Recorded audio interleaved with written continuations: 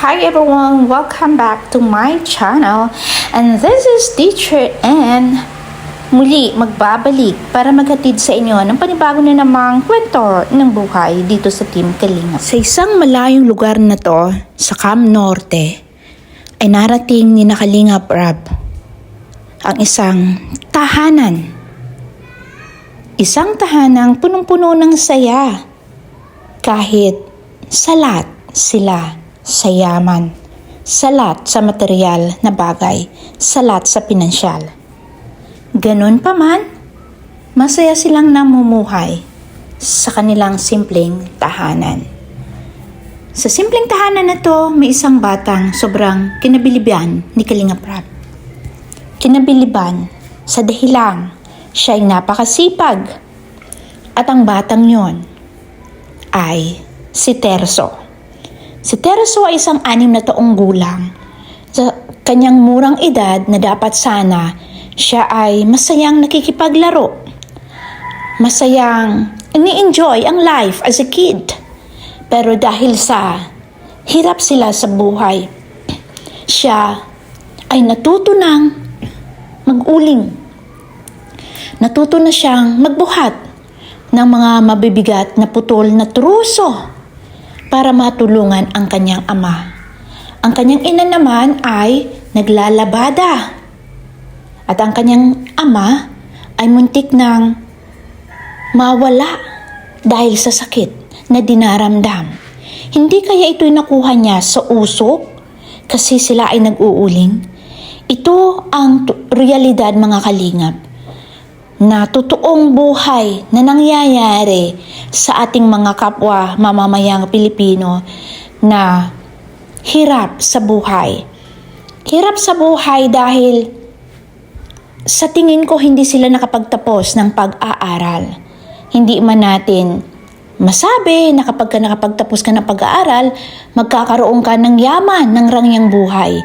Hindi naman po sa ganon. Bagkus, magkakaroon tayo ng sapat na kaalaman, sapat na karunungan at sandata para gamitin natin para makakuha ng maayos-ayos na trabaho para magkaroon ng maayos na pamumuhay. Hindi man marangya, ngunit saktong magandang pamumuhay dahil meron tayong edukasyon na nakamit sa ating buhay. Pero dahil sa pamilyang ito ni nanay, ay hindi sila nakapagtapos ng pag-aaral. Kaya ganito din ang maibibigay nilang buhay sa kanilang mga anak. Ay minsan hindi nakakapasok sa paaralan sina Terso dahil walang pambaon. At minsan na ding lumayas daw itong si Terso para makapaghanap ng makakain. Sa kanyang murang edad, naiisip niya yon? Ang ibang mga bata sa 6 na taong gulang, ang inisip lang nila maglaro. Pero itong si Terso nag-iisip kung paano makahanap ng pagkain, kung paano matulungan ang kanyang mga kapatid at ang kanyang magulang. Di ba Kaya ngayon ang sinasabi ni Kalingap Rab na itong si Terso at si Jamel ay nakikita niyang parang iisa. Kaya sobra grabe kinabibiliban ni Kalingap Rab itong si Terso. So ayun mga kalingap, ito yung essence ng pagtutulungan ng mga kalingap supporters, yung mga simpleng panunood at hindi pag-skip ng ads. Kahit simpleng paraan na yun mga kalingap, napakalaking tulong na po yun sa programa ng Team Kalingap. Hindi man tayo makatulong finansyal, pero yung panunood natin, na-entertain na tayo, hindi tayo nag-skip ng ads, nakatulong pa tayo.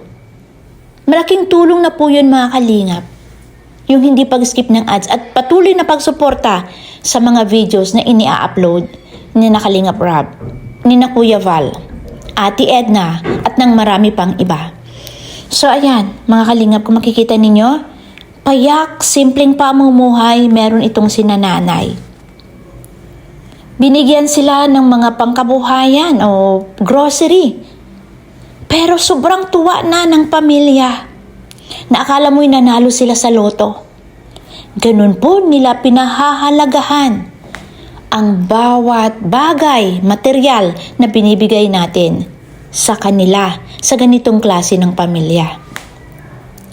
Kaya mga Kalingap, sa lahat po ng mga supporters, sponsors ng Team Kalingap, sana hindi kayo magsawa.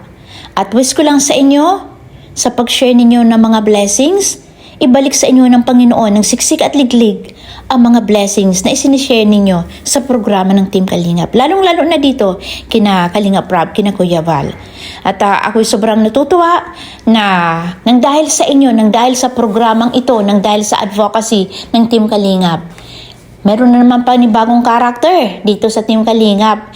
Ito kina Terso, ang mabibigyan ng maayos na pamumuhay. So ayan, shout out sa iyo Kalingap Rob. Kudos. Keep up the great work. And may God bless, guide, and protect you sa inyong mga missions. That's all guys, and see you all again on my next reaction video. Bye-bye and God bless.